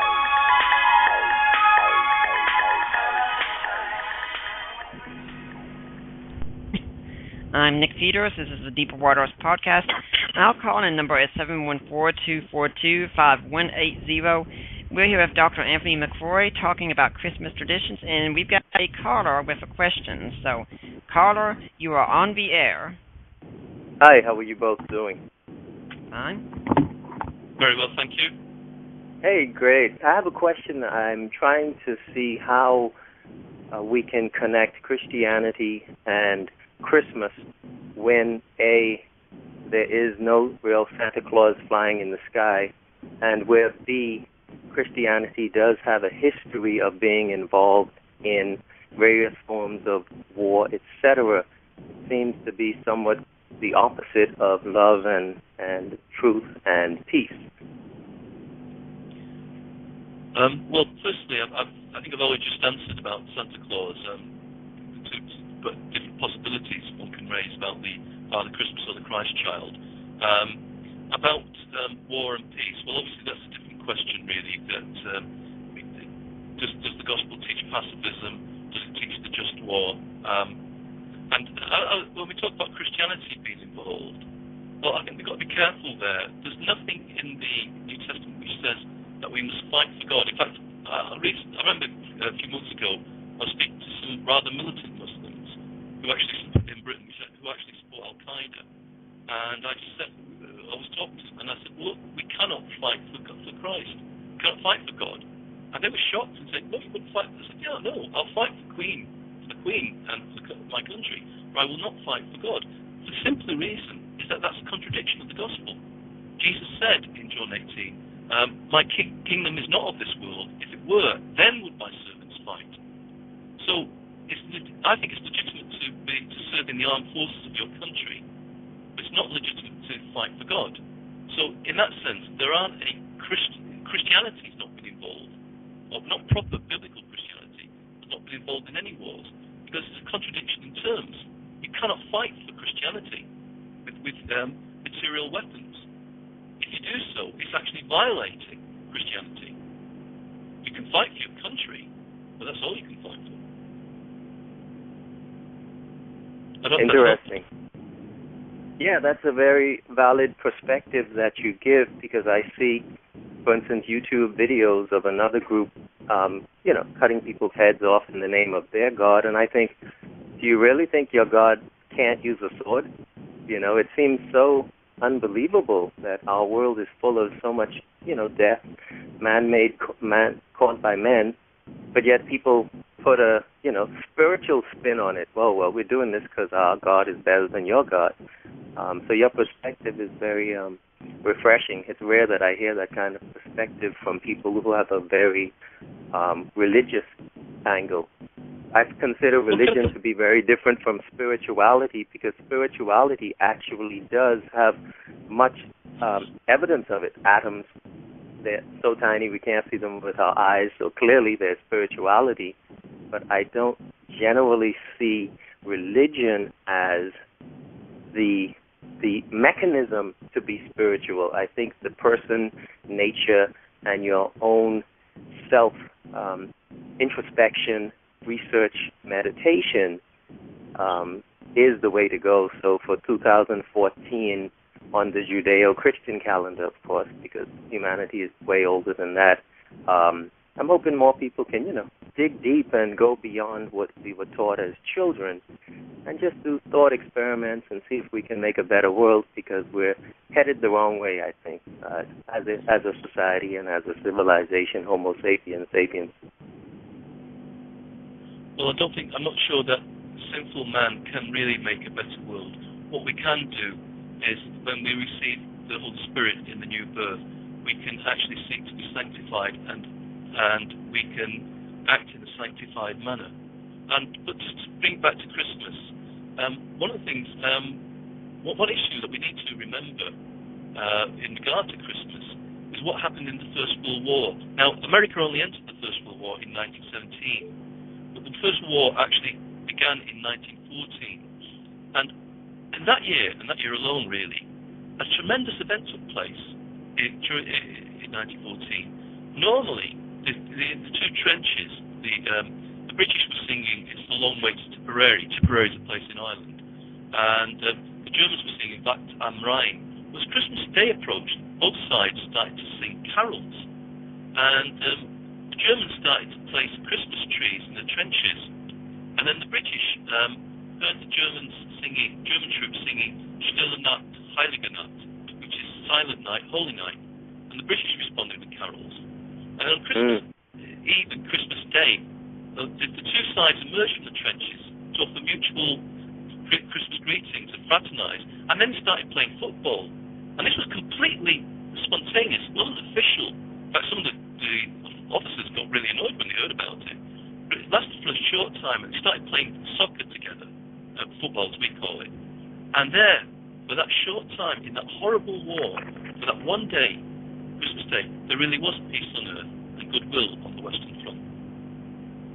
Are you suggesting that peace was brought about by Christmas or by people believing in something jointly and therefore deciding to be peaceful? The two things seem to be mutually exclusive. One can happen without the other. A group of people can be in a situation and decide, you know what, this makes no sense.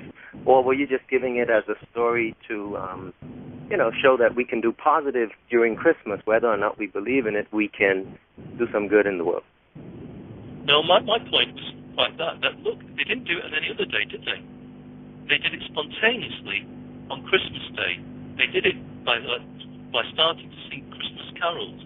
And then they went over to greet each other and fraternise. People against whom had been shooting, and later they would shoot again. But for that one day, Christmas Day, not any other day, not any kind of any day in either country's major calendar. It was simply Christmas Day.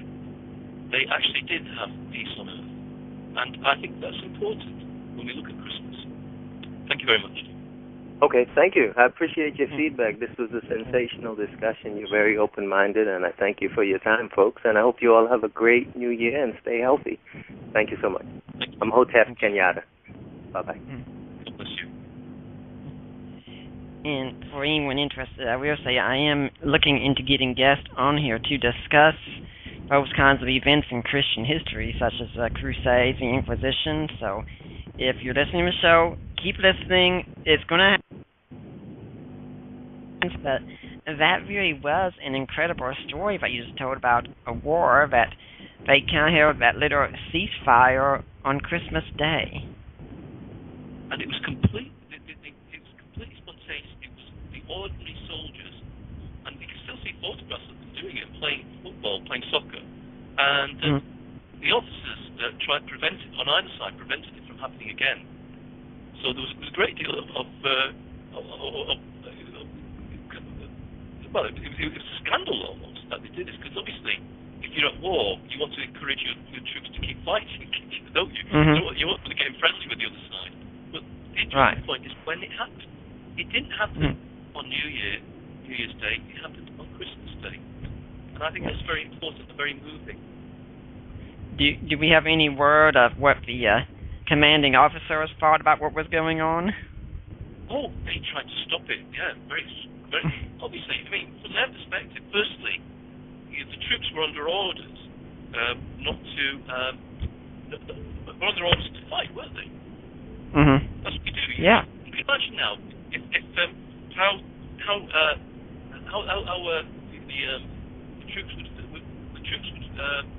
commanders of American forces would feel in Afghanistan if suddenly, out of the blue, instead of your American forces and our British forces fighting the Taliban, they decide to drop everything and start saying, "Well, how are you doing, fellow?" And "Can I give you some chocolates?"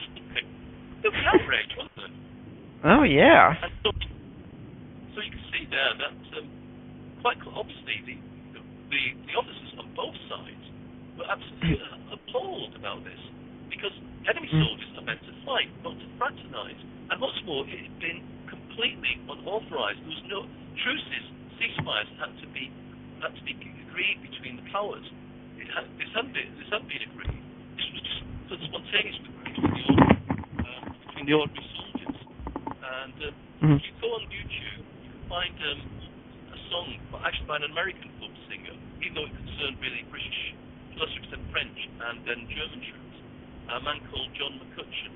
He wrote a song about the Christmas truce called Christmas in the Trenches, which is a fictionalized account of a British soldier from Liverpool recalling it. And I think it's worthwhile looking it up, and you ought to read about it. It's a very moving time. I mean, you think of all what it was like in the trenches. It was full of mud, it was rat infested, vermin infested.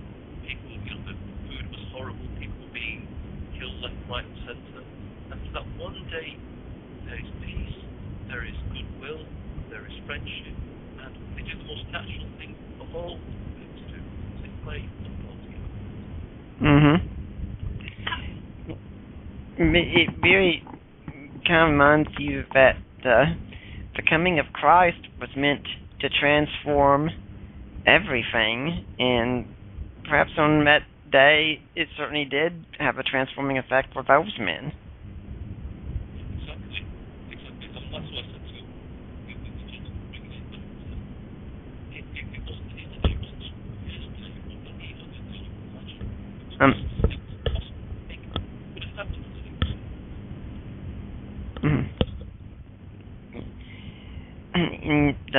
This brings us back right quick also to, since we're getting close to the end of the session here, we were talking about these kinds of traditions, and Santa Claus, you have to be sure also, when we're talking about him, there again is nothing pagan about that one either, is there? No, when he rises, it's too late. It's based on St. Nicholas, 4th century. But the modern Santa Claus is essentially an American creation of the 19th century. And it just seems that with so many Christians today, unfortunately, there is this great big scare around Christmas that they are going to be getting into something pagan. I mean, I've told my own wife the analogy of that some people say wedding rings are of a pagan origin, and if someone came to me and could prove that indisputably to me, I'd say, well, that's interesting, but I'm sure not taking off my ring, because I know the reason I wear this ring. It's not to honor any pagan deity. I wear it to honor her. And even if something of Christmas was of pagan origin, we know why we're doing it. Well, like I said, in the end, the Bible's very clear about what we do not do. We do not take part, we won't attend in pagan festivals. For example, that's why if I had a job when I first moved to London 20 years ago, where I had to bring Anglican theologians to the Gurudwara and the Hindu temple. And the Hindu temple, they always used to give us a gift of an orange. And I was happy to take that. What we cannot do is to, what you have to see Hindus in the temple, pour milk over their idols. We can't take part in Hindu festival. And right. There's something, in regards to the food they offer us, that's what gets us. Just eat everything just for Thanksgiving. But we can't take part in non-Christian worship. That's why, with Muslim neighbours, I live in an area where there's a big Muslim area in East London. And, at different times around Ramadan, they brought me Ramadan food. What do I do? I eat it. Do I take what I will not do is go to the mosque and take part in their prayers on holiday. I do not mean offensive like that. I'm just saying, obviously, I do not take part in non-Christian worship. Now, there's nothing wrong about eating food that's been cooked by Muslims or Hindus or whatever. Food is food. That's what Paul is basically saying. But it may be slaughtered by pagans, may have been offered to idols, but food is food. What you don't take part in is the pagan celebration. Pagan worship itself. So, there's nothing. Like for example, the rings are rings. Let's take crowns. I mean, most monarchies throughout history have had crowns. They call them the elite kings. What is Jesus called? King. Well, we're getting here towards the end of our show. We've got less than 5 minutes left. Now, Dr. McRoy, I've been told by you that if anyone wanted to get in touch with you, they can do that through the Wells Evangelical School of Theology. Just contact them and they'll contact you. Do you have a website or a book or anything that people can go to if they want to get some more information? Not a book as yet. I mean, I've not been able to. I have written one on the subject of Christmas to deal with all these issues, but fortunately, I've not been able to find a publisher yet because obviously it's not the kind of thing I'm interested in. If you want to contact me, it's at west.org.uk. Okay. Now, with 4 minutes, go ahead. With just less than 4 minutes left, I leave a final message that my audience gets to hear before Christmas. What do you want to tell us to keep in mind this Christmas? What final message would you like to leave for my audience today? I think the message is make sure that you know in your carol services that you should do on Christmas Day or Christmas Eve, whatever you want. Choose hymns that feel proper, which actually do talk about the incarnation. You can sing All What for Christmas, My Two Front Teeth at Home, or into church services, sing something that actually speaks to people about who Jesus is. And the other thing is, read the Bible and look at every aspect of the nativity. Look at what it says about the eternal covenant. That the covenant is, I will be their God, they will be my people, and I will dwell in this with them. What do we celebrate at Christmas? That the Word became flesh and dwelt amongst us. Look at the fact that Jesus, what it said about Simeon, what was the prophecy there right away that would be pain involved? So that you see that the First Corinthians, the temple of Jesus' life. So we realize that the life of Jesus is in danger. One day he will have to die. That Bethlehem, ultimately, Calvary. When you read these stories on Christmas Day, and I hope that you'll have a spiritual Christmas celebration at home with your family, as well as having all the Christmas meals and watching Christmas films. Read the Bible, the nativity narratives, and look at that, and show how Bethlehem just leads to Calvary, that the manger just leads to the cross. Because ultimately, we're saved by the cross, and the cross is already history. We find in the narratives specifically what the angel says: you shall call him Jesus because he will save his people from their sins. We've got to get that message over at Christmas, particularly to people who aren't saved. Well, I'd like to thank you for coming on. I hope you've enjoyed your time. It's certainly been a very informative time, and I hope it's made everyone look at their Christmas traditions closer and appreciate what we have. And I certainly do hope you and yours and to all my listeners out there that you do have a very Merry Christmas this year. We're certainly going to be doing everything at the Peter to make sure that we have such a Christmas. Now, if you're listening next week, we're going to have David Andrew Robertson coming on. He's going to be talking about his book, Magnificent Obsession. But for now, Dr. McRoy, thank you for coming on and giving us your time, and a Merry Christmas to you across the pond. And thank you very much for inviting me. I've enjoyed my time there. I hope it's blessed Christmas to everyone in America. I have lots of American friends here and in the US. We're very conscious of the historical and cultural links between Britain and America. May God bless all the Americans in this Christmas. Thank you. And with that, we are going to be signing off, and I will see you next week on the Deeper Waters podcast.